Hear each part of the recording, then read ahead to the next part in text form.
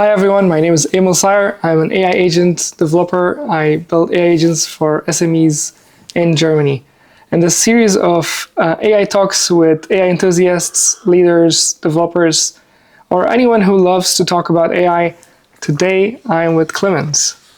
How are you, Clemens? Hey, nice to meet you. Nice to meet you again. How's it going? What do you do?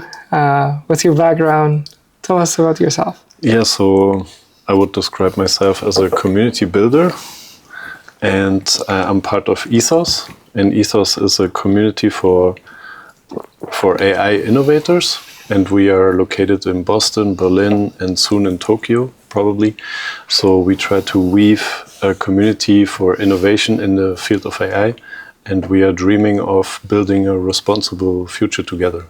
That's so wonderful. How can we, in a very digitalized world where AI is getting more and more powerful, so how can we build actually a society that is sustainable in all the senses, and also have a potential good future, or the best possible future that we can imagine as part of the community of life. Wonderful. Yeah. Responsible AI. I really like the term because I'm also getting so much into EU AI Act, despite the fact that a couple of months ago I was kind of like wondering what is it, and then after doing some self-education and also partnering with a lawyer, building an AI chatbot around EU AI Act, and kind of like whatever we build it responsibly and make sure that the human dignity and European ethics and everything that are around the EU realm and EU regulations is intact. The more I learn about this, the more I like it. Can you please tell us what exactly is Build AI Responsibly and the Ethos's principles? So from our perspective, there are 3 dimensions. So the first one is agency, the second one is meaning, and the third one is belonging. So agency is, okay, am I the owner of my data? Do I know what is going on with my data? Do I have the power over my data? The first thing. So to have self-agency. The second one is the meaning. So what is the technology used for? What values, what goals are behind it? Is it only profit, or is there a bigger equation behind it? Yeah. And the third one is belonging. So is there transparency and participation? So can people actually be part of it when it's developed? Are the different stakeholders part of developing of a law or of a product, or is it just a small privileged group, for example? I see. So and these are kind of the 3 dimensions that we are working in to understand what a responsible future could look like. Wonderful. And technology. And how is it happening? Is it a documentation? Is it something, and I believe it's a Boston-based company, Ethos. So how is that bringing it in Europe? Can you please shed some more light on that? Yeah, of course. So we are a non-profit, so we don't take shares of our community members or something, or of the startups that are part of us. It's more like we are the facilitators in the ecosystem to foster innovation in towards a responsible future. And so we try to bring people together that are already working in AI, but from our perspective, there is kind of this challenge from the past where we all think in our silos. We think, exactly. I'm an entrepreneur, I need to do it on my own. But to leave a little bit this trap of the old capitalist system and more to come into a future where collaboration actually makes more sense. Absolutely. When we work together, then there are synergies, then we can mobilize more people, more innovation, and to discover what are other possibilities than the status quo. Makes sense. Yeah. Makes sense.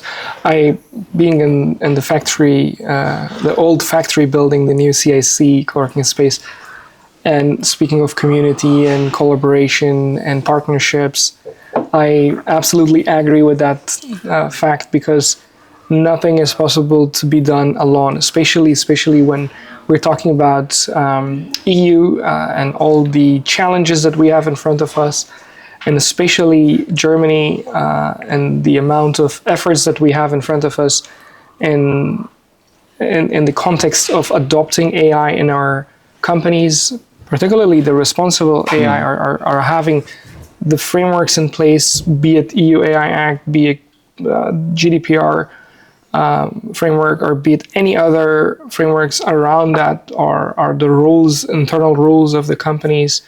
Without these collaborations or without these facilities where people can go around and learn from each other, it would have been much harder. I was thank you so much for inviting me this morning in the community breakfast. This was so nice. I met a lot of cool people, and we had a lot of valuable exchange. Yeah. And I met a lawyer, an AI engineer, a startup founder, and really great, diverse people. Although it's not easy to bring those like-minded people. How do you do that? Like, what are your secret sauces that you bring that many AI enthusiasts together? So at the end, it's kind of easy, because if you know what you're standing for, and if your values are transparent, then it's attracting people, like-minded people. So, and people know what we are standing for, and if they hear that, they are curious, and then it's very easy to connect people. And the community breakfast is a format that is bringing, of course, the community together to just connect before the work day is starting. But it's also a good opportunity to invite external people to connect them with our founders. The founders can ask them questions about different topics, like you today. You have been a guest. That they can ask questions of how to build an AI agent. What is your perspective on compliancy and everything? So for them, it has a high value, but also for you, it's very nice. Just like you said, you can come by and get to know like a lot of different perspectives on AI. And I think diversity is power. So we always try to invite as much diverse perspectives as possible. So we also have like 3 main focus areas for our community members. So one is AI founders, researchers, but also artists. And art is very important, because art can give us a way of connecting over borders in our minds or hearts. Yes. And food is an art at the end. So, and actually it's a very nice example, because this morning it wasn't planned. This was emerging out of the community, where we had like this beautiful Brazilian coffee, freshly brewed, on the table. He even bring his own balance his scale to, it was an art, to do this coffee, and the taste was just incredible. Yes. So this was opening a different space, a different space where people can experience each other. Absolutely. And at the end, this is where innovation is happening. This is how the Cambridge Innovation Center is also doing it. Imagine how many meetups and conferences we went for the past, let's say, 1 year. How many of them do you remember, if it does not have that art piece in it, like that coffee example that you just gave? And also this open community, and especially if a gathering is way too big, it's good for certain reasons, like you have diversity of topics, and then you, for example, a conference. You have a lot of options to choose from, but when it is like as small as a breakfast that happens on a regular basis, on a weekly basis, this has a lot of its values. Like you can have longer, deeper communication with your peers, and I really liked my conversations this morning with people I met in the breakfast. Thank you so much. Coming to the topic of AI agents, which is kind of like my passion, and a lot of people talking a lot about AI agents. And luckily, I got like at least 3 instances of where Ethos was the host, and 2 times in AI Builders, and once happening this Saturday, which is basically this poster that is an AI agent workshop that I'm gonna have on Saturday at Ethos. Yeah. Thank you so much for that in the first place. But what do you think, like in a very casual way? What are your takes on AI agents and 2025, especially in Germany and beyond? And then we'll take the conversation from there. Like first thing first, like what do you think about AI agents? Yeah. I mean, of course, they bring a big value for personal work and productivity. I mean, I work so much with it in my daily life. And I want to highlight also, for me, the importance in the field of community building, because nowadays it's so much easier to include all perspectives. And this is very, very important, even for innovation, because a lot of times the people that are not like extrovert, they are not so loud, for them sometimes it's not so easy to participate, you know, or they are not talking the main language that is spoken so good, you know. So we all don't know that, you know. Sometimes you can be shy in a certain context, which is normal. We are just humans, you know. But nowadays it's so much easier to integrate everyone, because if you have written text, you can put it into an AI, and then you can show the commonalities, the patterns that the people have that are in one room or in one space or in a virtual space. And then you can tell people, or you can invite people, that's even better. Oh, you see, there are commonalities. Maybe you could talk over this topic. Then you know that people who really love this topic will find each other so much easier. So, and without the support of agents, this would be like, it would take a lot of work, you know, and even, I don't know if it would even be possible in the same quality, because I would just be there with my own biased reality or two other people, but it would take so much effort to find out the patterns without my lens on it. Exactly. So that's accelerating a lot of bringing people together, fostering conversations, and productivity also in collectives. Absolutely, I agree with that. Especially like AI agents in the context of work, or in the context of repetitive work. I personally come from a background where I was a part of a scale up in 2021, where we went from literally starting to $300 million in funding, super fast scale startup. And I was taking care of mainly everything in the warehouse, basically a logistics company, a last mile logistics company. And I see how much of the data flows in these kind of very common businesses, be it that scale up 300 million in funding, or be it an SME of 200 people. There's a lot of data flowing in between systems. And these systems are ERPs built in SAP, like off-the-shelf software from SAP, or custom ERPs, or custom portals. And there are so many of them across the entire organization, and there are people who actually copy-paste information from one system to the other system. Or there are a lot of spreadsheets that people are using to track products, their serial numbers, and then that there are typos and there are a lot of human error happening.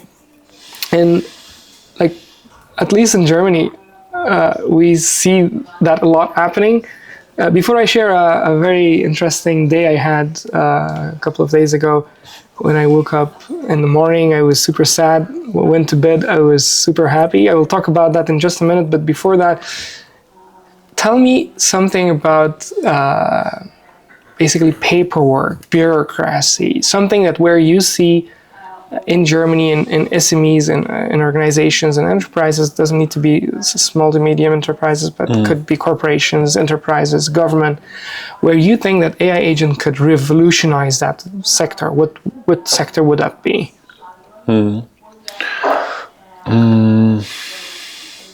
I think it's coming to the most important part actually of a company, which is strategy, development, and alignment. You know, what is our vision, what are our values, and how can we get there? What's our mission, you know? Because it's a big challenge the bigger the organization gets, but it starts even in smaller organizations. That how do you, in the old language, I would say, how do you make people understand what the vision is about?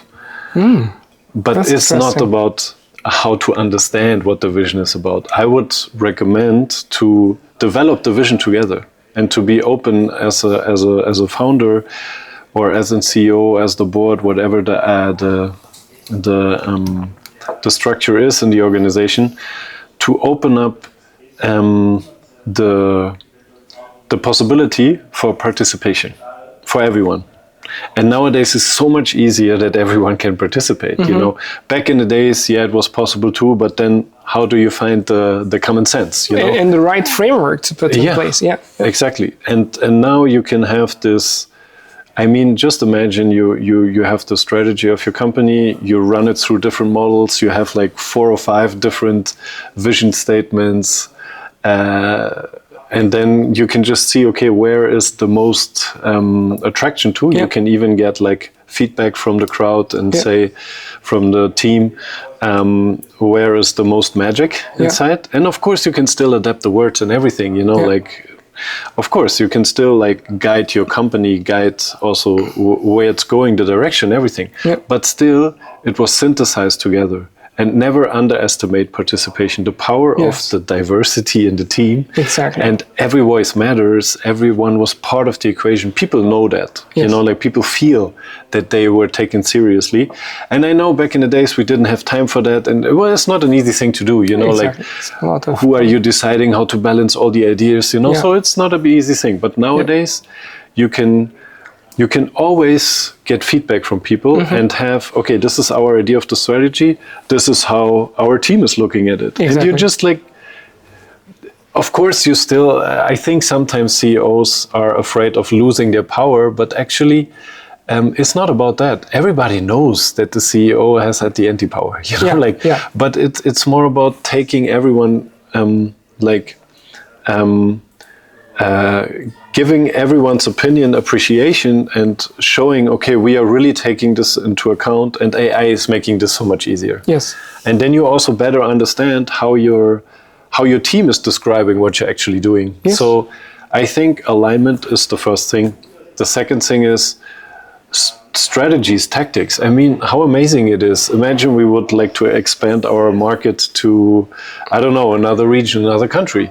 Yeah, back in the days you did like big questionnaires and then you needed to, you know, like... And then you send this questionnaire to people in email as a PDF file or a Microsoft document. Yeah, I mean, even nowadays with Google Forms or whatever, it's nice, but what do you do with the results? You know, like how do you really, like, it's so hard, you know, there's so many different perspectives, like you cannot understand all of them, it's impossible. And the best you could do with those Google Forms or Typeform, whatever way of collecting all those structured questions and answers, you could create a graph. You could create some analytics. But I really like this perspective. It was, to be honest, it was totally new perspective to me. You say the strategy and you say alignment. So an AI agent, I know this framework called OKRs by Google. So there are companies who already capture OKRs on a, I don't know, on a sprint level basis, bi-weekly, on a monthly basis, on a quarterly basis. And then they have these quarterly meetups, like they get together like hundreds of people in an SME. They talk about the vision of the next quarter and then they plan it, the quarter planning and so on. And you think that if we bring AI automation or AI agents in this kind of a setup, it will bring a lot of clarity. Yeah, that's the thing. That makes sense. So let's think for a minute about the applications of that, because I'm an AI engineer who is specializing on the application layer. I build applications of AI. Wonderful. So what I think could be one application for this is, like, you already have a lot of data flowing through your organization, be it emails, be it Slack communications, be it documents generated on Google Cloud or Microsoft 365 and so on, be it meetings, be it the transcription of daily stand-up meetings, be it the retrospectives meetings if somebody is running a Scrum-based project management meeting. So a lot of text is already flowing inside the organization. And that's a big corpus of text. Imagine like a retrospective meeting longing for 2.5 hours, a sprint planning meeting longing for 3 hours. That data goes and sits on a Zoom recording and nobody touches that data. So that data could be a great information fit to this app, the application layer that you think that could be a kind of like a sidekick, strategic partner, AI agent to the CEO or to the C-level, where the C-level could ask questions from the sidekick. Hey, how is my company doing? And then the sidekick would say, like, based on the current data, 98% of people are super happy because they have met their goals in their sprint reviews, and retrospectives are now way positive than before, and things like that. Very interesting perspective, yeah. Yeah, and I see this perspective, and I find it also interesting. I also see that there is maybe the potential of doubt from the worker side, because which data is tracked now? You know, like you have this feeling everything is tracked. You know, like it can also like be counterproductive. It doesn't need to be. Of course, it's depending on the values and on the culture that you work in, of course. But it's an interesting perspective. I think it's, from my perspective, it could be easier if you, when it's about strategic decisions, that, because I would, when it's about strategy, I would more trust the human genius mind than mass data. Exactly. Mass data is for patterns and, you know, understanding behavior and stuff. Yeah, that can make sense. But strategic thinking is more like to extrapolate into the future. Right. And I think this is the strength of the human mind. Exactly. You know? And also this is how you can, in a very digitalized, automized enterprise, you can very consciously give back power to your workers and say, hey, we need your intellect. Yes. So there are certain points where they can give their input, and they know it's such a high value, and they can be part of the strategy. I think from the storytelling to the workers and to appreciate their genius, this is a win-win for everyone. Yes. You know, so I think from this perspective, it would make more sense, but I'm also not a data analyst, so I'm not so familiar with that field. I think for different purposes, yes, but for strategy and vision, I think this is the part actually where automation and AI is making the space free, that we can finally take more time for these things. Because, I mean, what is more important than vision and strategy? Actually, it's like Pareto principle, it's the most important thing, but we never have time for that because we are so busy. But the busyness, I think this is actually the best thing, because agents help us to cut off the busy trap and also the busy narrative. Everybody is busy, but to be busy, let's be honest. I mean, it's a harsh reality or a harsh truth from my perspective.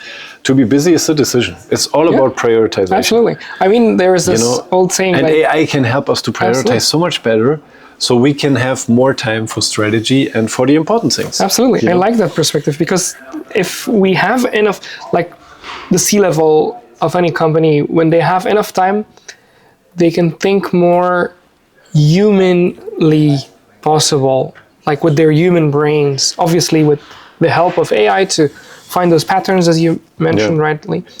But that extra time, they will only be able to get it by adopting AI. As there's this whole saying, like a pilot without a goal to go will finally crash. It's important to have like the vision, the goal, the target where you're going and where you're flying this airplane towards. Absolutely, that makes sense. I mean, it's pretty early in its time. Like, it's super early for AI agents to be known by the mainstream media, by everyone you go and you ask them, like, if let's say we go on the street of Neukölln today and randomly ask 10 people, probably like 5 of them would not know what is ChatGPT, and probably 9 of them would not have even heard of AI agent. So what do you think we can do in order to bring this power of agentic AI, or this new notion of AI software, to the world, or at least to the crowd that we have an influence on? Like, what are your advices on that? So, I mean, at the end, for me, from an entrepreneurial perspective, I think I have 2 perspectives. So the first one is entrepreneurial, and the second one is a little bit more societal or philosophical. So entrepreneurial, every company is always about value. So what value are you bringing whom? So, and if you understand your customers, your community, or however you call it nowadays, the people that you serve actually. So a good entrepreneur is a server, you know, it's actually a community server, if you be honest, you know. So, and how good are you understanding these people, and how good are you serving them? And when you're not serving them in the way that they understand, that's the thing. Your product can be the best in the world, but if people don't understand why your product is good for them, so they have their own reality and their own story. Exactly.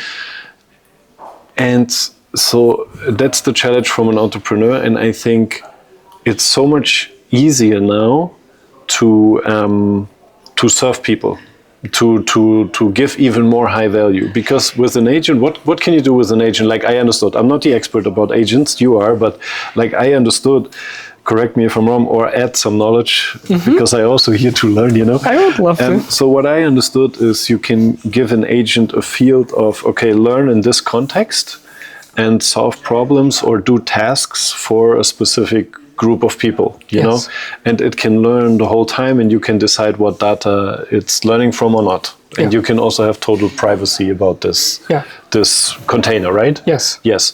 So, and I mean, let's just try to really understand what that means. It's incredible, you know, because you can like literally build value containers for everything. You know, so any work that you do. The creativity, the opportunity realm is just infinite. And when I think from an entrepreneurial perspective, it's like, holy gosh, this is really a new form of economy arising. Exactly. And hopefully this is my hope as an optimist, and then I will come to the philosophical side. Because maybe this is the point where we can like mature out of this first stage of capitalism that we are still in, from my very biased personal reality. You know, like maybe we can come to a more mature capitalism where not max profit is at the highest purpose. It's more like highest value. And of course, we all want to make a living with it, of course, but like, you know, to also re-understand what does it mean actually to have a business and to serve other people. And now I'm coming to the second part. Before you go there with the philosophy, that I really like what you just said, kind of like bringing values above profitability, because whatever we're doing right now, we're teaching these AI models now, and we're getting closer to AGI every day. If we keep having that profitability first, probably the AI agent of the future will copy or mimic that mentality. So that's very interesting. Course. It's getting closer to your philosophical perspective. And it's the wonderful transition to that, because exactly, I mean, we already today, and I love how you connected value and values, you know, because what are our values in society? And of course, in a capitalistic society, you kind of subconsciously or consciously, one of the biggest values is profit, because you need to have money to survive. I mean, let's be honest. So, and it's okay. It's reality, you know. But this is one of the values that we are serving. But sometimes we are not conscious on that. And now it's the big question: where's this coming from? Now we can do an analysis how our economic system was built. Blah blah blah. I don't want to go into detail, because I'm thinking more about what is possible in the future. You know, like to look in the future. And if we are just conscious about this is one of the values that we are serving at the moment, profit, okay, that can also be one value. It's not a good or bad thing. I don't want to judge it at the moment. But is this the only value? or what are the other values Yes. we want to serve? And now I want to make the philosophical bridge. Yeah. Because if we look back at old market systems, I mean, humans always had market mechanism. It's just a normal thing. You have a community, you have a village, or even a town, whatever identity it is. They are coming together on a free market to exchange. But there it's very interesting, because a real market, like a real physical market that we all know. Yeah. I mean, there are not so many anymore, but you know what I'm talking exactly. about. The real human-based Interaction market, and a good or service being exchanged. Yeah. It's all about value on a real market. Yes. You don't have fixed prices. Yes. And It's why are the negotiated on prices both sides. different? Yeah. You know, Yeah. it's always depending on the market, and it's always an individual perception of the value. Yes. If I go there and buy potatoes, maybe for me they have such a high value. I'm willing to give a lot of money for it. Right. Another person doesn't like potatoes, so for him it doesn't have a high value. And it's also, and now it's getting even more important, it's also you have the direct connection to the producer, or at least to how the product came up. So this is also the responsibility of the person providing the product, telling you where it's coming from. When it's from a family, it's very trustworthy because you can see what the values are. I see what you mean. You know, when they are, with the animals, we are living together with them. You know, you can see, one value maybe is care. Therefore, organic food is expensive. Yeah. And yeah, exactly. And this is why it's important, because if we are coming back more to a community-based market, and this is very interesting, because then values are automatically getting more important again. And then we can choose. It's just like, and we all have different values, which is fine. We don't need to have all the same values. It's catastrophic, would it be? But we can have some common values for society, of course. Let's say the 50 values of European Union. By law, there are 50 values that needs to be protected in any case. There are 50 values. Really? You see, I'm a European citizen. I don't know them. I didn't know it until literally I started doing some research about EU AI Act. And there are 50 values of the EU. There are 50 values of EU. I never heard of them. How can they be values when I never heard of them? But it's beautiful. That sounds cool. What we're talking about is exactly covered in these things. So I'm showing it here. 50 values of EU. It's a PDF document, aims and values, and it's, I think, categorized across 60. Here you can see it. Wow, that's amazing. Here. Okay. My EU 50 is the name of this framework. That's amazing. And there is human dignity, freedom, democracy, equality, rule of law, and human rights. So those are the, how many are they? 1, 2, 3, 4, 5, 6. 6 categories. And all of these 50 values are in that category. You see? And that's so interesting. I never heard of that before. Yeah, and now this is interesting. Let's kind of bring this conversation towards an end by closing down this values thing. EU AI Act, in that story that I want to tell about, morning I was super sad. Yeah. Evening so I was someone who was shouting on LinkedIn, hey, EU AI Act is prohibiting Apple Intelligence coming to EU. I don't have a nice iPhone. I want to buy an iPhone 16 with Apple Intelligence on it. And then there are some APIs from OpenAI coming, and we cannot use it in the EU yet. For example, the OpenAI operator project cannot be used here yet, and so on and so forth.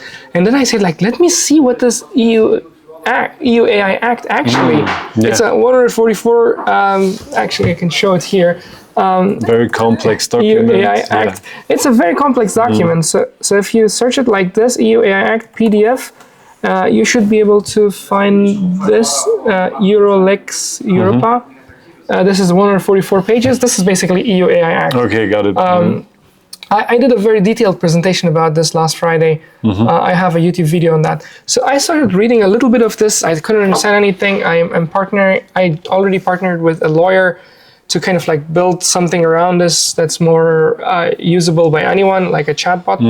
So that was when I got to know about this, my EU 50.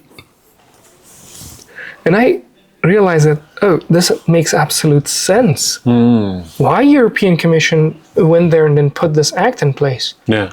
Because you were just giving an example of a farmer growing potatoes, selling it in an open market. Yep.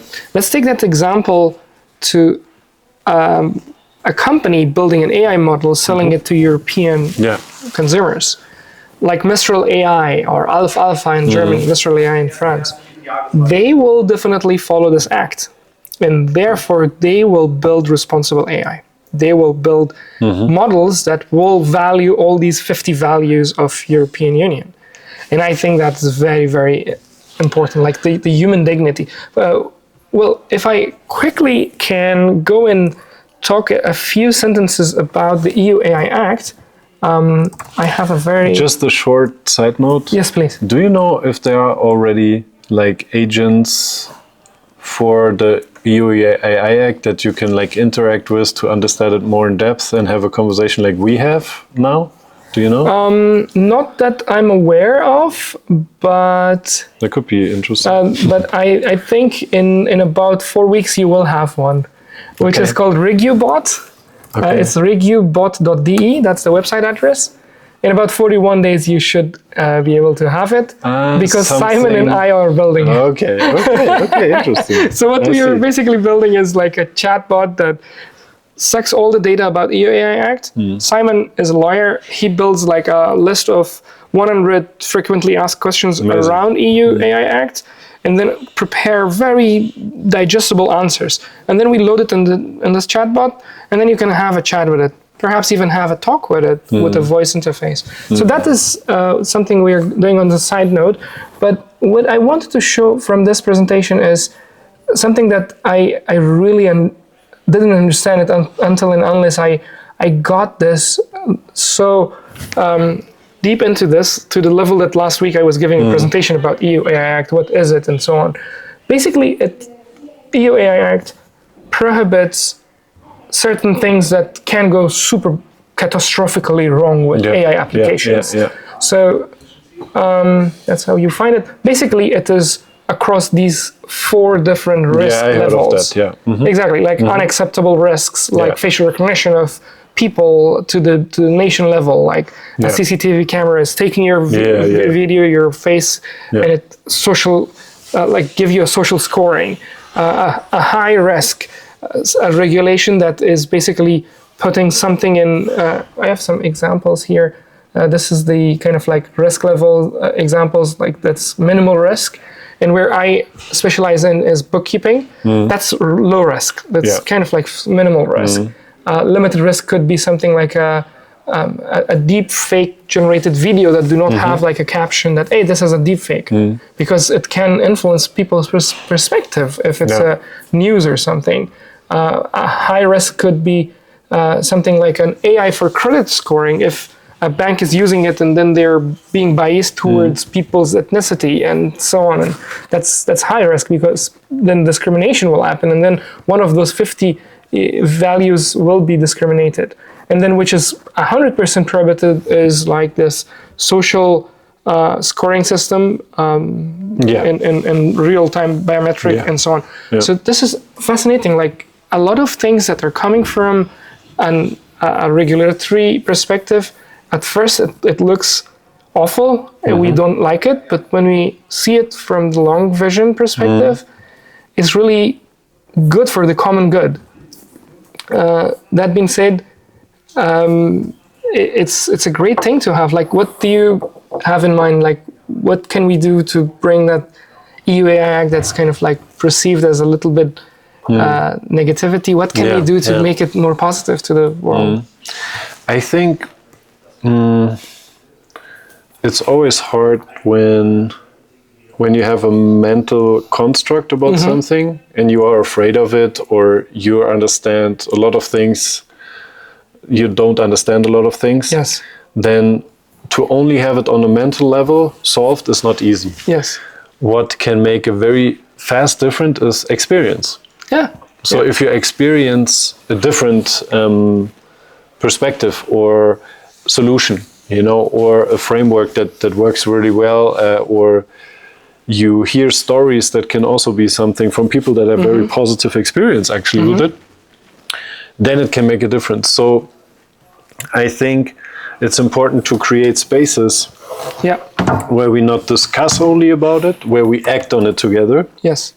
And we have people from different levels, different opinions, and they can learn from each other in building stuff. And so I think the big advantage of the time now is that we have the possibility to prototype very fast with AI. Yes. So if there are ideas or approaches to develop responsible AI solutions, you can prototype them very fast and experience them. You can walk through it, answer your question, So, and then iterate and do the next version.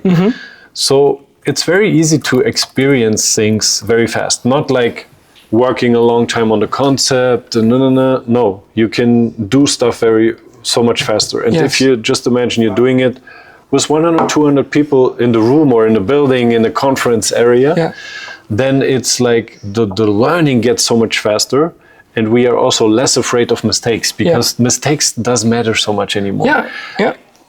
On the contrary side, they're even good because we are learning faster through mistakes. Yes. And the consequences are not so big like in the past.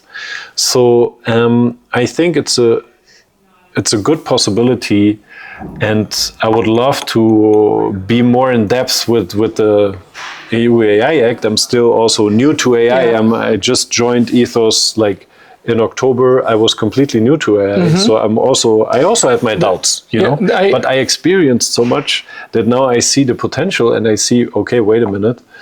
First way, there's no around AI anymore. No way around it. Second thing, there's so much potential. And thirdly, we can actually become more inclusive and more democratic, because technology is enabling us today to do so. You know, but the values are important, because this is the philosophical, the societal base that we are working on. But we see even the EU is doing it, even if they are not the best in communicating it, because we are not really aware of a lot of people. But I think what you just said, like the sandboxing things, or putting, like, trying out things, and the education of that, like, we need to communicate this more often to the vocabulary of a common man, not to the legal vocabulary. This is a very good way to go. Closing it with that story I had a couple of weeks ago or a month ago. I woke up early in the morning as an entrepreneur living in Germany, seeing all the possible challenges and looking at the economy. I was super sad. Like, I say, like, another day, maybe it was a Tuesday or a Wednesday, middle of the week. And I said, another day, and I'm sure it's not going to work in Germany.